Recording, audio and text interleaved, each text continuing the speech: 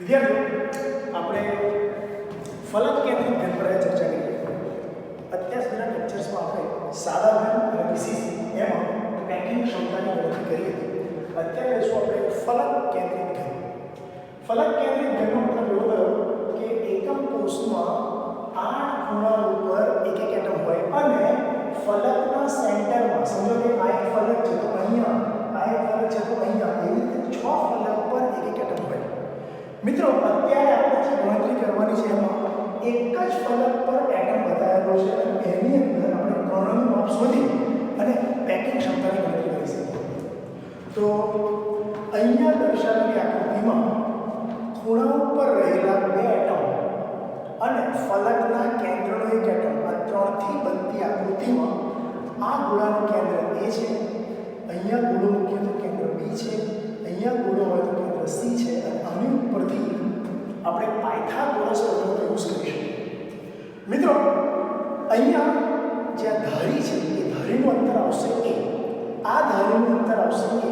મિત્રો, આ ધરી નથી પરંતુ આ માપ આપણે શોધવાનું છે, એટલે ધરીનો ઉપયોગ કરીને આપણે આ માપ શોધીશું. અહીંયા ગોળાની ત્રિજ્યા R છે.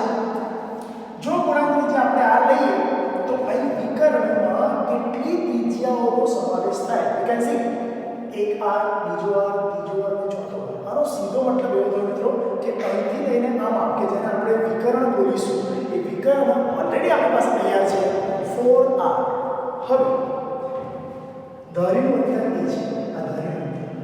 ત્રિકોણ ABC માં ABC એમાં પાયથાગોરસનો યુઝ કરવામાં આવે તો AB² + BC² = AC². You can see AB નું માપ કેટલું છે? A. BC નું માપ કેટલું છે? ફરી A. અને AC આપણે શોધવાનું છે એટલે આપણે ટેમ્પરરી એક નામ આપી દીધું B. આ લેન્થને આપણે અત્યારે શું કહ્યું છે? B કહેલું છે. તો આપણને મળશે B² = 2AC implies B = 2 × A. મિત્રો, આપણે આ વસ્તુ લઈ આવ્યા કે જેને આપણે B બોલ્યા, B = 2. પણ અહીંયા વિકર્ણ ઓલરેડી તૈયાર છે. વિકર્ણ AC બરાબર તો 4R આપણે બોલેલા છીએ, R R R અને R. આનો મતલબ એવો થયો કે AC બરાબર 4R = B = √2A. તો પછી આ બેનો યુઝ કરીને આપણે A બરાબર 4/√2R લખી શકીએ. મિત્રો, એક વસ્તુ માર્ક કરવા જેવી છે કે આપણે ત્રણેય કિસ્સામાં સાદા ઘન હોય, પીસીસી હોય કે એફસીસી હોય, A અને R નો સંબંધ લાયા. અહીંયા A અને R નો સંબંધ કરવા A બરાબર 4/√2R. આ આપણા માટે મેઇન વસ્તુ છે.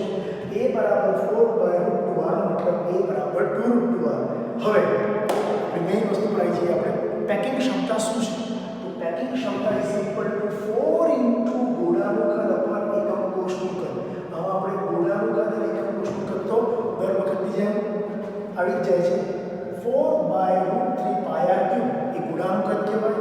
જ્યારે એકમ કોષનું કદ તમે જાણો છો, લંબાઈ ગુણ્યા પહોળાઈ ગુણ્યા ઊંચાઈ. મતલબ કે લંબાઈ A, પહોળાઈ A, ઊંચાઈ A એકમ થશે તો એકમ કોષનું કદ આપણને એકમ મળ્યું. પરંતુ મિત્રો, તમે હમણાં જ ભણી ગયા A બરાબર 2√2R એટલે તમને મળશે એકમ કોષનું કદ 2√2R અને એનો ક્યુબ.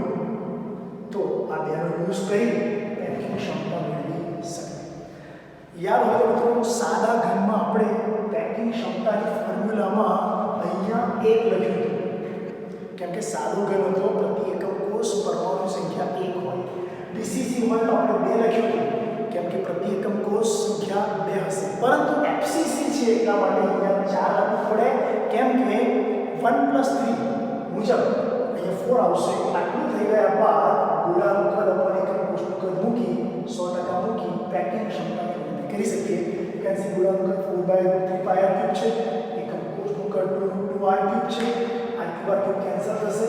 4 × 4 16, 2 2 2 × √2 એ મુજબ આપણને મળશે 16√2. 16 કેન્સલ, મતલબ કે π/3√2 × 100% = π બરાબર 3.14. જવાબ આવશે 74%. આનો મતલબ એવો થયો કે ફલક કેન્દ્રિત ઘનમાં પ્રતિ એકમ કોષ પરમાણુની સંખ્યા 4 હોય તો પેકિંગ ક્ષમતા